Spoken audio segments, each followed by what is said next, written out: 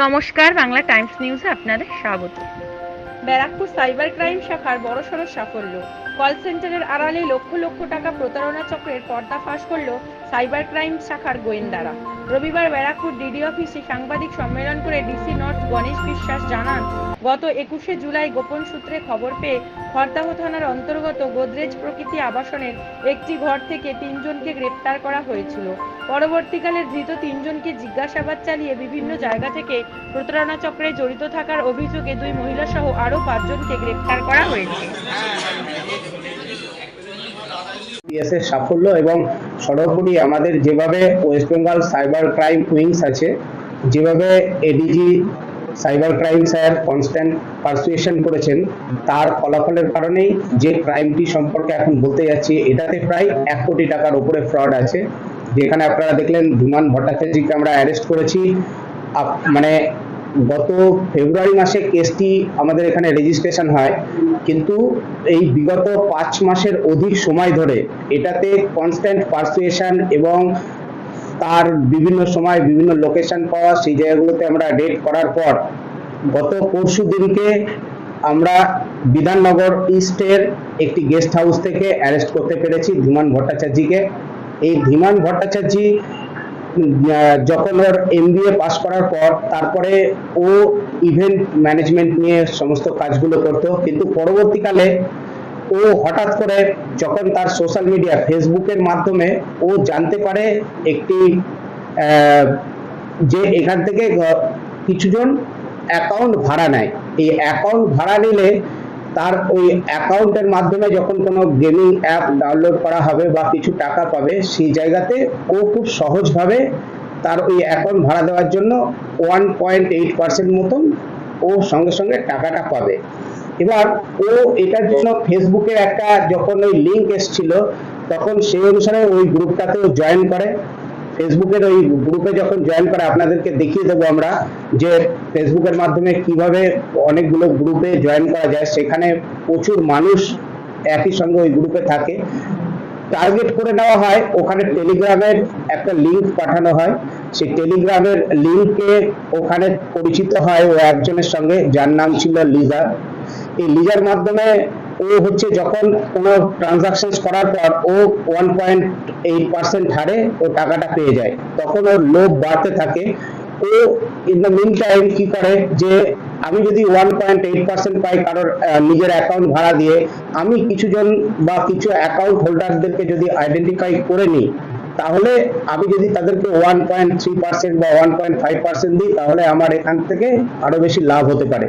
এরকমই একজনকে ও খুঁজে পায়, যার বাড়ি ছিল পশ্চিম মেদিনীপুরের দাসপুরে, যিনি আমাদের এই কেসের অভিযোগকারী, সেই স্বয়ং মাইতি। এই স্বয়ং মাইতিকে ও যোগাযোগ করে এবং স্বয়ং মাইতি রাজি হয় যে ও ওর অ্যাকাউন্ট ভাড়া দিতে রাজি আছে এবং ও 1.5% পেলেই হবে।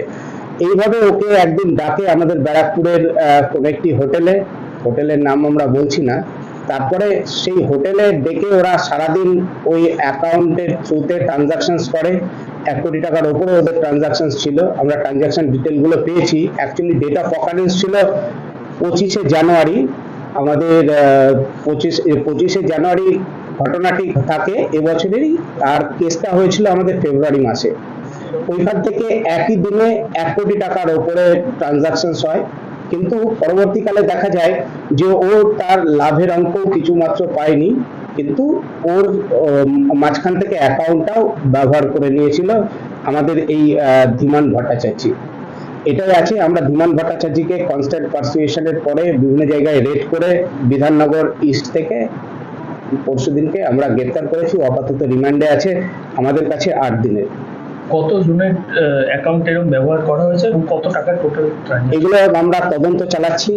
এখনো পর্যন্ত আমরা ধীমানের কাছ থেকে যেগুলো উদ্ধার করেছি, বেশ কিছু ATM কার্ডস আছে, পাসবুকস আছে এবং বেশ কিছু স্টেটমেন্টও দিয়েছে, সেগুলো ভেরিফাই করা দরকার আছে।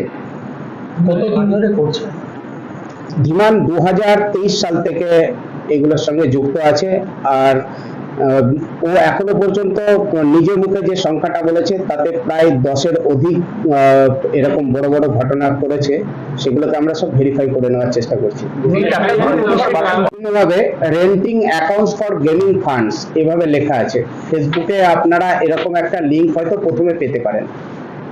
এবার বিভিন্নভাবে আপনারা যদি নিজেরা দেখেন renting accounts for gaming funds, এখান থেকে যখন আপনারা ঢুকছেন দেখবেন এখানে এরকম প্রচুর গ্রুপস আছে যেখানে gaming rent bank account, Indian accounts for gaming funds, তারপরে ব্যাংক অ্যাকাউন্ট রেন্ট প্রচুর পাবেন ফেসবুকে যেগুলো গ্রুপ আছে। এই প্রত্যেকটা গ্রুপেই দেখুন মেম্বারের সংখ্যা হিউজ আছে, কোথাও মেম্বারের সংখ্যা আছে 1.2K মেম্বার্স, কোথাও 4.5K, এবং এখানে প্রত্যেকটা গ্রুপে আরো বেশি সংখ্যকও আছে। যখন আপনি ওই গ্রুপে জয়েন করছেন তখন ওই গ্রুপে জয়েন করার পর আপনার অ্যাক্সেস করার টাইমিং দেখে আপনার কাছে কোনো রকম টেলিগ্রামের কোনো লিংক চলে আসবে। আপনার কাছে ওই যখন টেলিগ্রামের লিংক আসবে তখন ওখান থেকে বুঝে নেবে যে আপনি কতটা পজিটিভ আছেন এই ব্যাপারে।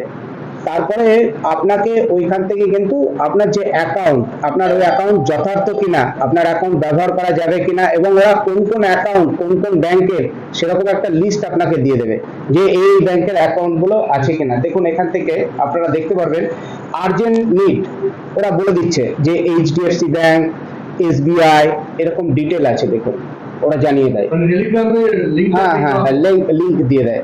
তারপরে এই লিংক অনুসারে আপনাকে হচ্ছে যখন আপনি দিয়ে দিলেন কোন একটা অ্যাকাউন্ট নাম্বার, তখন সঙ্গে সঙ্গে আপনার কাছে কিন্তু ওরা হচ্ছে বিভিন্ন, যেমন MPL হতে পারে, ড্রিম 11 বা বিভিন্ন যে ধরনের গেমগুলো আছে না, সেগুলোকে ডাউনলোড করার জন্য বা ওই গেমস এর জন্য আপনারা সবাই জানেন যে গেমিং এ কিভাবে টাকা সেখানে ইনভেস্ট করতে হয় বিভিন্ন সময়, বা ক্যাসিনো অ্যাপ হতে পারে, সেই জায়গাগুলো থেকে, শুধু এগুলো কয়েকটি নাম বললাম, এরকম হাজারো গেমস আছে।